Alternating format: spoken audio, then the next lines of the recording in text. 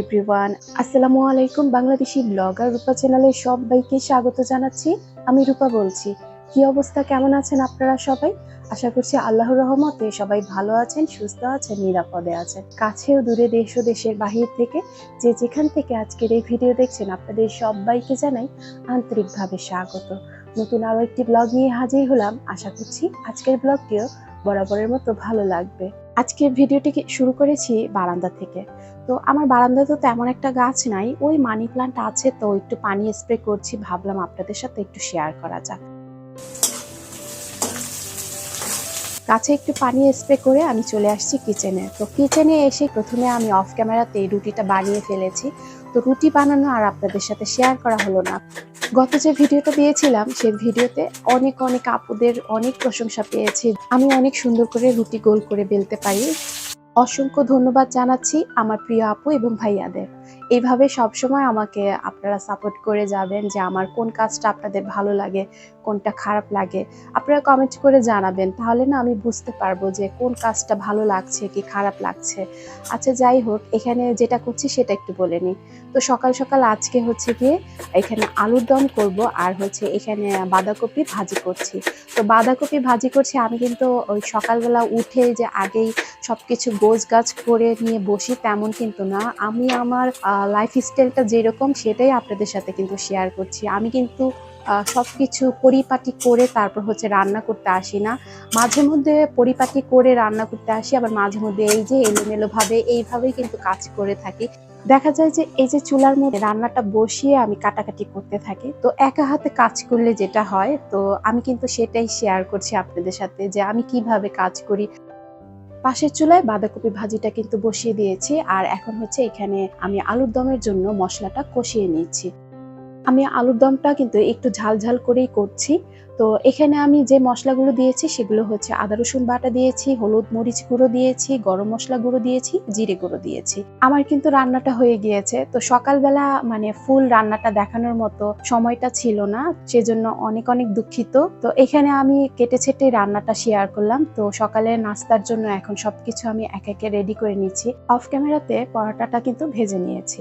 আমি কিন্তু আলুর দমে ধনেপাতাটা দেইনি, কারণ ধনেপাতাটা আমার ছেলে খেতে চায় না। আর আলুর দমে এখন ধনেপাতা দিলে একদম মানে ভেসে থাকবে, সেটা দেখলে ও রাগ করবে, খেতে চাবে না। তো সেজন্য কিন্তু ধনেপাতা কুচিটা দেইনি। আর এখানে বাঁধাকপিতে কিন্তু আমি চুলাটা বন্ধ করার আগে ধনেপাতা কুচি দিয়েছি। ভাজিটা খেতে খুব বেশি ভালো লাগে। এই মুহূর্তে যারা ভিডিওটি দেখছেন, প্লিজ একটি লাইক দিয়ে ভিডিওটি কন্টিনিউ করবেন। আপনাদের ছোট্ট একটি লাইক আমার এই ভিডিওটাকে অনেকের কাছে নিয়ে যাবে। ভিডিও দেখতে দেখতে যদি ভিডিওর কোনো অংশে ভালো লেগে যায় বা আপনার মন ছুঁয়ে যায়, চাইলেই চ্যানেলটি সাবস্ক্রাইব করে সাথে থেকে যেতে পারেন। আর যারা অলরেডি সাবস্ক্রাইব করে সাথে আছেন তাদেরকে জানাই অসংখ্য ধন্যবাদ। তো অফ ক্যামেরাতেই নাস্তাটা করে নিয়েছি। আমি সব সময় বলি আপনাদের সাথে যে নাস্তার পরে আমার কিচেনে অনেক কাজ থাকে। তো এখানে এটো থালাবাটি তো দেখছেনই, আমি কিন্তু চাটাও রান্না করে নিয়েছিলাম অফ ক্যামেরাতে। তো এখন এই যে সকাল সকাল যেহেতু ভাজি আলুর দম করেছি, চুলার অবস্থা কিন্তু নাজেহাল। তো এখন কিচেনটা সুন্দর করে কিন্তু ক্লিন করে নিব, যেহেতু দুপুরে রান্না বসাতে হবে। আর চুলাটা যদি অপরিষ্কার থাকে আমার কেন যেন মানে খুব বেশি খারাপ লাগে, মনে হয় যে রান্না করতে অনীহা চলে আসে। পরিষ্কার পরিচ্ছন্ন ও গোছানো রান্নাঘর মানেই স্বাচ্ছন্দ্য রান্না। তো সেই জন্য আমি সব সময় পরিষ্কার পরিচ্ছন্ন করে রাখি। আমার রান্নাঘরটা খুব বেশি ছোট, খুব, তারপরও এই ছোট্ট রান্নাঘরটাকে সবসময় মনের মতো করে রাখার চেষ্টা করি। আমি এটো থালাবাটিগুলো কিন্তু ধুয়ে নিয়েছি, ধুয়ে কিন্তু চুলাটা পরিষ্কার করছি। আজকে দুপুরের জন্য রান্না করব মুরগি ভুনা, আর হচ্ছে ফ্রিজে ডাল আছে। আর ওই যে সকালে তো দেখালামই পাতাকপি ভাজি করেছি। ভাজি, ডাল আর হচ্ছে মুরগি ভুনা দিয়ে আলহামদুলিল্লাহ সুন্দর মতো হয়ে যাবে। তো এখানে আমি প্রথমে ভাতটা বসিয়ে দিয়েছি। ওই যে দেখেন টিম জালে ভাত হতে হতে আমি আমার বেডরুমটা গুছিয়ে আসি। এই যে আমি বেডরুমে চলে আসছি। তো বেডরুমে এসে সোফাটাকে একটু ভালো করে ঝেড়ে নিয়েছি, কারণ এখন প্রচুর ধুলা উড়ে। এই ধুলার কারণে আর টিকে থাকা যাচ্ছে না।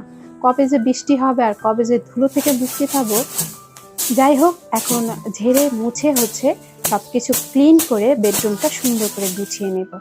আমার অনেক আপুদের একটাই কথা, আমার বেডরুমটা দেখলে তাদের নয়ন জুড়িয়ে যায়। আমার বেডরুমে কিন্তু কোনো দামি ফার্নিচার নেই, সবকিছু হচ্ছে সাধারণ জিনিস। তারপরও আপুরা যখন কমেন্ট করে আমার অন্তরটা একদম জুড়িয়ে যায় যে আমার গোছানো কাজগুলো তাদের কাছে এত বেশি ভালো লাগে, তখন আবেগে আপ্লুত হয়ে যাই আমি আমার আপুদের সুন্দর সুন্দর কমেন্ট পড়ে। আপুদের রিকোয়েস্ট ছিল যে আমি আমার ফুল বেডরুমটা যেন তাদেরকে একটু ঘুরিয়ে ঘুরিয়ে দেখাই। বেশ কিছুদিন আগে শেয়ার করেছিলাম এই 2টা বালিশ নিয়ে আসছি, তো সেই 2টা বালিশ কিন্তু আর আপনাদের সাথে শেয়ার করা হয়নি যে গুছিয়ে রেখেছি বা কিছু একটা করেছি। তো আজকে ভাবলাম একটু সেটাকে বিছানায় রাখি, দেখতে ভালো লাগবে। আমার একজন ভাইয়া জানতে চেয়েছে যে এই মনস্টার প্লান্টটার প্রাইস কত। তো আমি কিন্তু এর আগেও ভিডিওতে বলেছি এটার প্রাইসটা, তো আবার জানতে চেয়েছে। তো আরিয়ান খান আইডি থেকে ভাইয়াটা জানতে চেয়েছে। তো ভাইয়া আমি এটার প্রাইস কিন্তু বলে দিচ্ছি, আপনি শুধু প্রাইসের সম্পর্কেই বলেন, এমনিতে কিন্তু আর কোনো কমেন্ট করেন না। আপনি যখন যেটা দাম জানতে চান শুধু সেই সম্পর্কেই কথা বলেন। কেন ভাইয়া? এমনিতে তো আপনি কমেন্ট করতে পারেন ভালো মন্দ, আপু এটার প্রাইস কত, এটার প্রাইস কত, শুধু এই কমেন্টগুলোই করেন কেন ভাইয়া? আপনি সবসময় ভিডিও দেখবেন এবং কমেন্ট করবেন, আমি এই আশাটা করছি আপনার কাছ থেকে। আচ্ছা, এখন এটার প্রাইসটা বলে দিচ্ছি। এটা হচ্ছে 700 টাকা নিয়েছিল। নুসরাত সুমি আইডি থেকে কমেন্ট করেছে, আপু ফার্স্ট টাইম তোমার ভিডিও দেখলাম, খুব সুন্দর তোমার ভিডিও, ভালো লাগলো অনেক। আর হচ্ছে তুমি যে রাইস কুকারটা কিনেছো সেটার প্রাইসটা একটু বলবে। অসংখ্য ধন্যবাদ, আপনি ফার্স্ট টাইম আমার ভিডিও দেখেছেন তার জন্য। আমি আশা রাখছি নেক্সট টাইমে আমার যত ব্লগ ভিডিও আসবে আপনি যেন দেখেন। আচ্ছা যাই হোক, আমি যে মাল্টিফাংশন রাইস কুকারটা কিনেছি সেটা প্রাইস একটু বলে দিচ্ছি। সেটা হচ্ছে 3000 টাকা দিয়ে কিনেছি। আমি এখানে কথা বলছি আর এক একে সব জিনিস কিন্তু সুন্দর করে পরিপাটি করে গুছিয়ে নিচ্ছি আর সব জিনিসই এক এক করে মুছে নিচ্ছি। তো ওইখানে কিন্তু আমার ভাতটা কিন্তু বলক এসে গিয়েছে, এর মধ্যে কিন্তু আমি ভাতটাও দেখে আসছি। তো ওইখানে ভাত হচ্ছে, তো এখানে আমি এক এক করে সব কিছু সুন্দর করে গুছিয়ে নিয়েছি। আমি একসাথেই কিন্তু 2টা কাজ করে থাকি, এক হচ্ছে রান্নাও করে থাকি, আরেক হচ্ছে ঘরের যে টুকিটাকি কাজগুলো আছে সেগুলো কিন্তু করে ফেলি।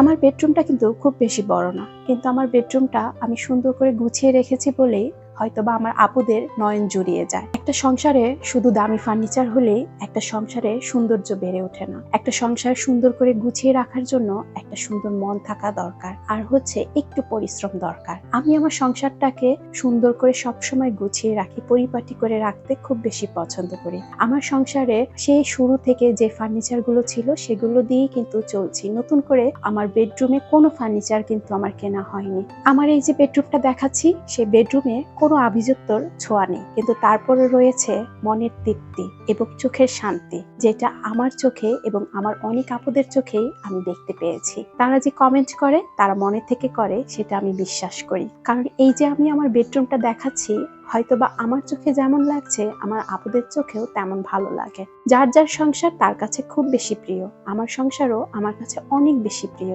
যেখানে আমি খুঁজে পাই একরাশ প্রশান্তি। তো কথা বলতে বলতে ভিডিওর একদম শেষ পর্যায়ে চলে আসছি।